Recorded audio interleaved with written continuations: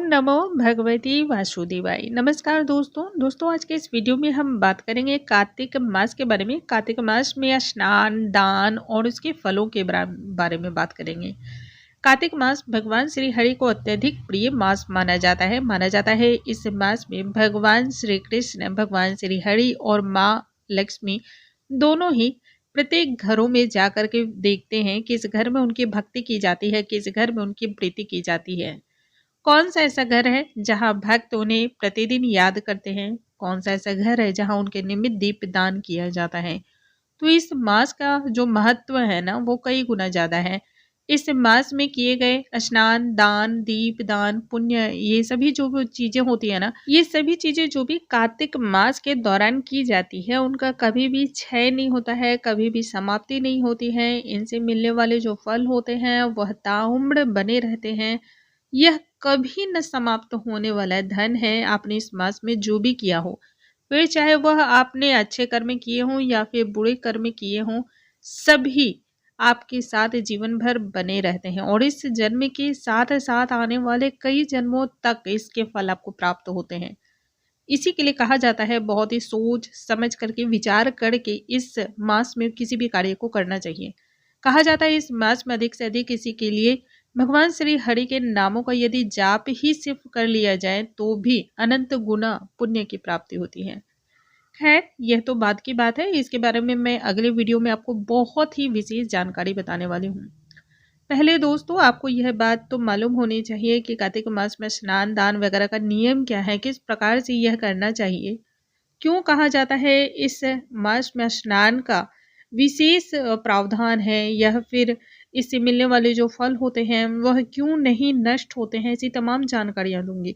इसके साथ ही एक और खास बात, पूरे कार्तिक मास के दौरान हमारे इसी चैनल पे आपको कार्तिक मास का महात्म्य सुनने को प्रत्येक दिन मिलने वाला है।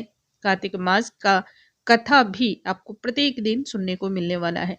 यदि आप कथा का श्रवण कर लेते हैं, यदि आप भगवान श्री कृष्ण के इस महात्म्य का श्रवण करते हैं, तो भी भगवान हरि की कृपा आप पर सदैव बरसती रहती है। आइए वीडियो को हम स्टार्ट करते हैं। नमस्कार दोस्तों, कैसे हैं आप सभी? उम्मीद करती हूँ आप सभी स्वस्थ होंगे, सुरक्षित होंगे और आप सभी के उत्तम भविष्य की कामना करते हुए आज का ये वीडियो स्टार्ट करती हूँ।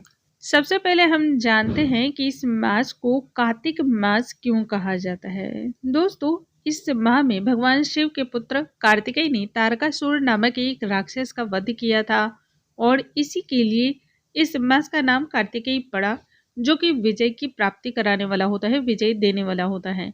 कार्तिक माह का महात्म्य स्कंद पुराण, नारद पुराण और पद्म पुराण में भी मिलता है। इस मास को मोक्ष प्रदायिनी मास या फिर मोक्ष का द्वार मास भी कहा जाता है। कार्तिक मास में मनुष्य को कई सारे नियमों का पालन करना चाहिए, जिसमें सर्वप्रथम स्नान के नियम का है, क्योंकि भगवान नारायण इस मास में स्वयं जल में विराजमान होते हैं, जल में विद्यमान होते हैं। इसलिए इस मास में स्नान दान का विशेष महत्व होता है, स्नान करना विशेष महत्व होता है। कार्तिक मास के समान दूसरा अन्य कोई भी मास नहीं माना जाता है। जिस प्रकार से सतयुग के समान दूसरा कोई युग नहीं और वेद के समान दूसरा कोई शास्त्र नहीं माना जाता है, जिस प्रकार से माँ गंगा के समान कोई तीर्थ स्थल नहीं माना जाता है, उसी प्रकार से कार्तिक मास में स्नान का फल 1000 बार किए स्नान के समान माना जाता है। गंगा स्नान में यदि आप 1000 बार स्नान करते हैं तो वह मात्र एक बार कार्तिक स्नान करने के बराबर माना जाता है। सबसे पहले हम जानते हैं किस प्रकार से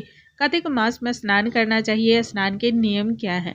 दोस्तों, इसमें तारों की छांव में स्नान करने को विशेष महत्व दिया जाता है। कहने का मतलब है ब्रह्म मुहूर्त में ही आपको स्नान कर लेना होता है। जब तारे आकाश में उदित ही हों, विद्यमान हो, तभी हमें स्नान करना होता है।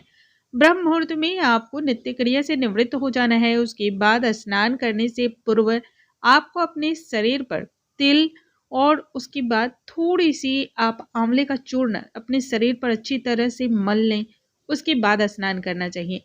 यदि कोई स्त्री विधवा है, यानी कि उनके पति इस संसार में मौजूद ना हो, तब उन स्त्रियों को तुलसी जी की जो मिट्टी होती है, जिस गमले में या फिर जिस मिट्टी में तुलसी मैया लगी होती है, उस मिट्टी को अपने शरीर पर लगा करके उसके बाद उससे स्नान करने की महत्ता बतलाई गई है। यदि घर के आसपास कोई पवित्र नदियां हो, पवित्र सरोवर हो, तो उसमें स्नान करना सर्वाधिक महत्व रखता है, उसमें सर्वाधिक फल आपको प्राप्त होता है। लेकिन यदि ना हो तब ऐसे में घर में ही नहाने वाली जो बाल्टी होती है उसमें आप गंगा जल ले लें और उसके बाद उसमें जल को पूरी तरह से शुद्ध जल से बाल्टी को भर लें।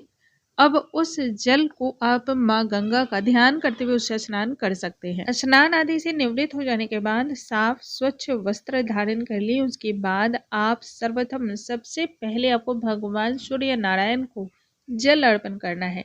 भले ही भगवान सूर्य नहीं दिखाई देते हों, लेकिन फिर भी आपको सबसे पहले अर्घ उन्हें ही देना है।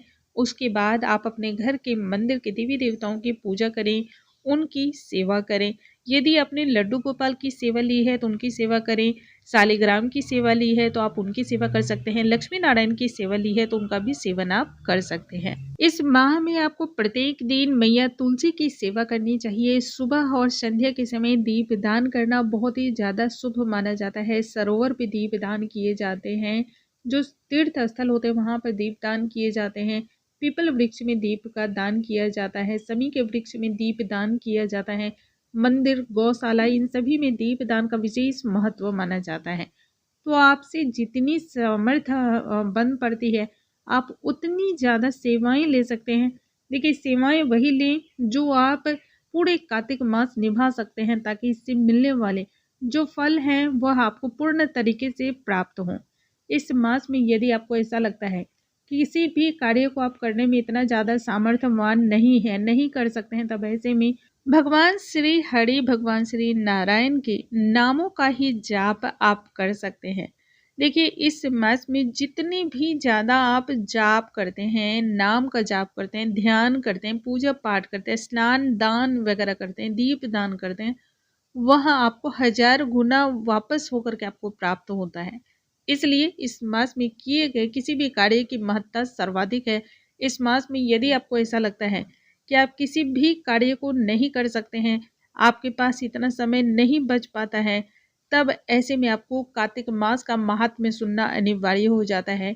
इस महात्म्य के श्रवण से ही आपके शरीर के अंदर मौजूद ऐसी ऊर्जाओं का संचार होता है, ऐसी संरचनाएं बनने लगती हैं जो भगवान के प्रति आपकी भक्ति को स्वयं ही जागृत करने लगती हैं, भगवान के प्रति आपकी प्रीति जागृत होने लगती हैं। दोस्तों, आज का यह वीडियो बहुत ही ज़्यादा लंबा हो जाएगा, इसलिए आज का वीडियो यहीं पे समाप्त करती हूँ।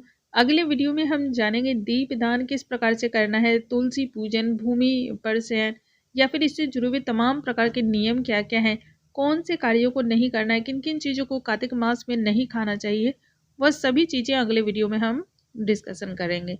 आइए वीडियो को हम समाप्त करते हैं।